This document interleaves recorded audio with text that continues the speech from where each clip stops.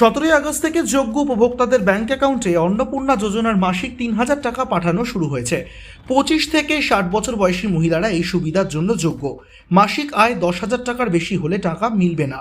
পারিবারিক বার্ষিক আয় 12 লক্ষ টাকা হলেও প্রকল্পের আওতায় থাকা যাবে না বলে জানানো হয়েছে। 7টি পুর নিগম এলাকায় 50 ডেসিমেলের বেশি জমি থাকলেও সুবিধা মিলবে না। সরকারি কর্মী ও তাদের পরিবারের সদস্যরাও বাদ থাকবেন সেই তালিকায়। তবে কিছু ক্ষেত্রে নিয়ম শিথিল করা হয়েছে। তারাপীঠের হোটেল বিদেশিনীতে ভয়াবহ অগ্নিকাণ্ডের ঘটনায় হোটেল মালিক কল্যাণ পালকে গ্রেফতার করা হয়েছে। সোমবার ভোর 4:30 নাগাদ আগুন লাগে। দমকলের প্রাথমিক অনুমান শর্ট সার্কিট থেকেই আগুনের সূত্রপাত হয়েছে। তবে এখনও পর্যন্ত 8 জন পুণ্যার্থীর মৃত্যু হয়েছে এই ঘটনায়। মৃতদের মধ্যে 2 জন শিশু, 1 জন মহিলা এবং 5 জন পুরুষ ছিল বলে জানা গিয়েছে। হোটেল থেকে 22 জনকে উদ্ধার করা হয়। এলাকায় আসেন বিধায়ক ধ্রুব সাহা নিজেই।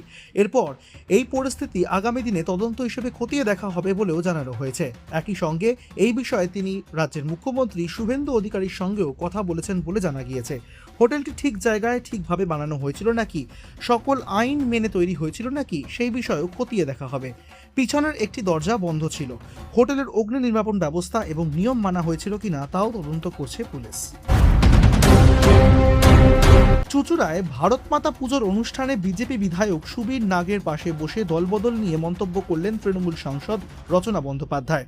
তিনি জানিয়েছেন, বিধানসভা ভোটে তৃণমূল জিতলে তিনি দলের সঙ্গেই থাকতেন, কিন্তু মানুষের কাজ করার জন্য এনডিএর সঙ্গী হয়েছেন। তার দাবি, বাংলার উন্নয়নের জন্য ডাবল ইঞ্জিন সরকার প্রয়োজন ছিল। রচনা মুখ্যমন্ত্রী শুভেন্দু অধিকারীর প্রশংসাও করেছেন এদিন। তিনি জানিয়েছেন, গত কয়েক মাসে মুখ্যমন্ত্রীর কাজ দেখে ভালো লেগেছে। এই মন্তব্যের পর কল্যাণ বন্দ্যোপাধ্যায় তাকে লোভী, স্বার্থপর এবং একই সঙ্গে সুবিধাবাদী বলেও কটাক্ষ করেছেন।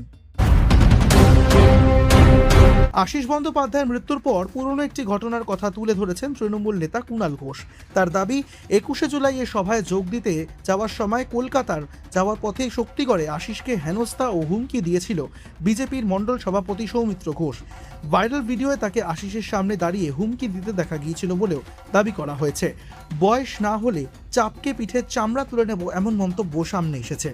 কুণালের বক্তব্য, অপরাধ প্রমাণের আগেই একজন বয়স্ক মানুষকে মানসিকভাবে হেনস্থা করার ঘটনা সামনে এসেছে। আশিসকে ঘিরে সেই পুরনো ঘটনাই এখন নতুন করে রাজনৈতিক বিতর্ক তৈরি করেছে। ব্যক্তিগত ব্যাংক অ্যাকাউন্ট ফ্রিজ করার ঘটনায় কলকাতা হাইকোর্টের দ্বারস্থ হয়েছেন অভিষেক বন্দ্যোপাধ্যায়।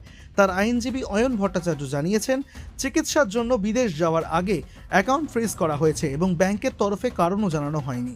ভারতীয় নাগরিক সুরক্ষা সংহিতার 107 ধারা প্রয়োগ না করে কিভাবে অ্যাকাউন্ট ফ্রিজ করা হলো তা নিয়েও প্রশ্ন তোলা হয়েছে। আদালত মামলা দায়েরের অনুমতি দিয়েছে। মামলা সংশ্লিষ্ট পক্ষকে নোটিশ দেওয়া হয়েছে এবং আগামী বুধবার পরবর্তী শুনানি হওয়ার কথা রয়েছে বলে জানা গিয়েছে।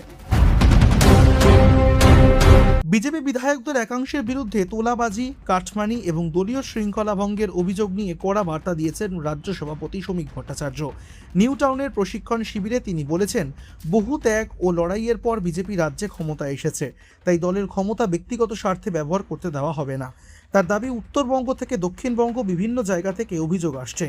20 থেকে 30 জন বিধায়ককে দল থেকে বের করে দিলেও সরকার অটুট থাকবে এবং কোনো সমস্যা হবে না বলে জানিয়েছেন শ্রমিক ভট্টাচার্য। অভিযুক্তদের শুধরে যাওয়ার সময় দেওয়া হয়েছে, না হলে সাসপেন্ড করার হুঁশিয়ারিও দেওয়া হয়েছে বলে জানা গিয়েছে।